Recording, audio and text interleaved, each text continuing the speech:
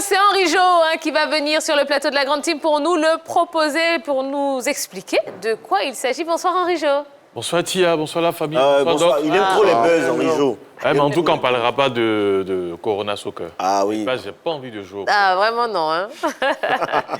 Et aussi, on va mettre entre parenthèses le rugby, on va mettre entre parenthèses les plaquages, les essais, pour parler de football et de parler de matchs amicaux. On sait tous que les matchs amicaux permettent aux équipes de se préparer avant une compétition, mais derrière existe un très grand business. Ah ouais. Ah oui, bah oui, il y a de l'argent, hein, forcément. Même dans les matchs amicaux, ça génère de l'argent. J'avoue que moi, je découvre qu'il y a du business dans les matchs amicaux. Parce que dans mon esprit, c'était plus stratégique pour les différentes rencontres amicales. C'est-à-dire que vous préparez une compétition, compétition coupe continentale ou Coupe du Monde, vous croisez un adversaire qui a le profil de certains de vos futurs adversaires en phase de poule. À mon avis, c'était comme ça que ça s'est passé. Mais là, je découvre qu'il y a un vrai business juteux derrière, avec les agents de joueurs, avec un budget alloué, avec un investissement, personnel, et puis se faire rembourser après. Bien sûr. Ah, mais j'avoue que je découvre qu'il y a un vrai business. Et vraiment juteux derrière l'affaire. Ouais. Peut-être la Grande Team va demander un match amical à Pipolémique, on verra. Eh ben, pourquoi pas? Pourquoi pas? On va négocier ça hors antenne. Merci beaucoup, Henri. Moi, j'ai une question. Oui. Combien est-ce que l'Italie nous a payé pour le match amical quand on a joué contre eux? L'Italie.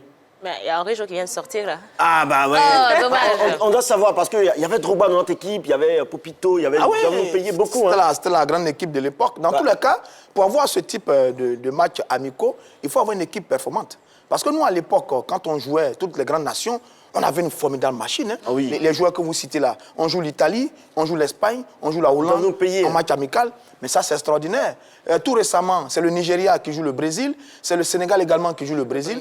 Mais ça, c'est bien, parce que ce sont des équipes qui sont en forme. C'est ça. Mais le business qui est derrière, là, je le découvre et j'estime que c'est magnifique. C'est magnifique, ça. Et ça se passe comment dans le rugby, alors? Il y a des matchs amicaux, on suppose? Oui, il y a des matchs amicaux. Oui. Surtout entre grandes nations. Les Sharks font peut-être des tournées en Europe pour aller jouer contre un club.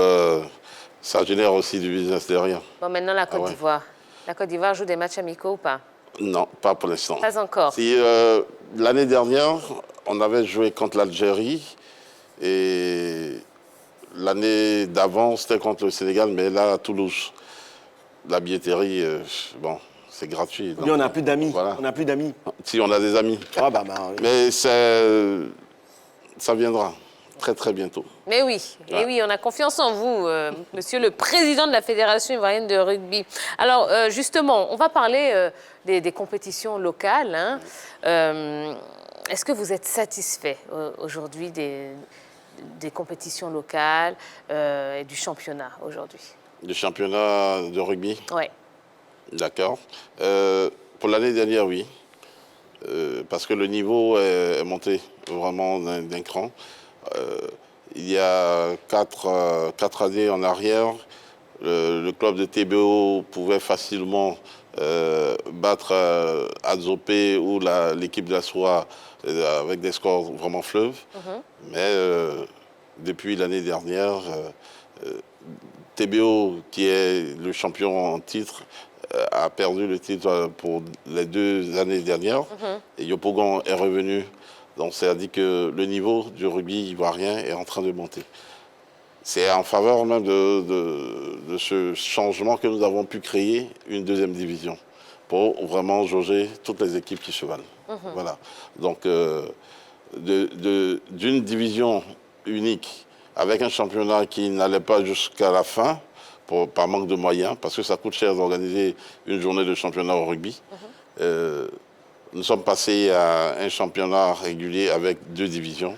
Donc pour moi, le niveau est quand même excellent. Quand vous dites ça coûte de l'argent d'organiser une journée de championnat, ça coûte combien? On veut juste se rendre compte, hein, parce que c'est vrai, ça coûte de l'argent. En euros ou en CFA? En CFA. Nous sommes à Abidjan, en CFA. Il faut compter entre 1 million et 1,2 million si c'est uniquement à Abidjan. pour les clubs d'Abidjan. Maintenant, si les clubs de l'intérieur doivent participer, là-bas encore, il y a un autre budget autour de 500 à 600 000. Est-ce que vous confirmez sur la... Parce que sur les infrastructures, vous n'êtes pas bien logé, hein? Nous n'avons pas d'infrastructure. Voilà, vous n'êtes pas bien logé, c'est juste... Nous squattons les terrains de football. Ouais. Le stade de l'INGS. Le stade de l'INGS, le stade de l'université, et puis le lycée classique. Et en plus, non, le lycée classique, c'est plus pour les tournois. Et nous avons le stade de Benjarville qui a accueilli le match Côte d'Ivoire-Rwanda. D'accord. Voilà. Mais sur le stade de l'INGS, on nous a révélé que sur la location d'un stade, vous êtes à 450 000 par match. Et sur les 2 stades, ça fait 900 000. Est-ce que c'est vrai? Si c'est vrai, ça doit être catastrophique pour vous. Pour ne serait-ce qu'une simple journée, louer 2 stades à 950 000 francs CFA, c'est beaucoup. C'est pas tout à fait vrai.